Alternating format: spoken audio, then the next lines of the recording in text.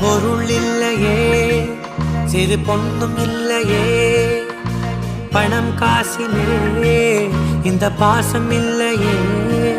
அன்பான மகள் வந்தார், அம்பானி நானாகிறேன்.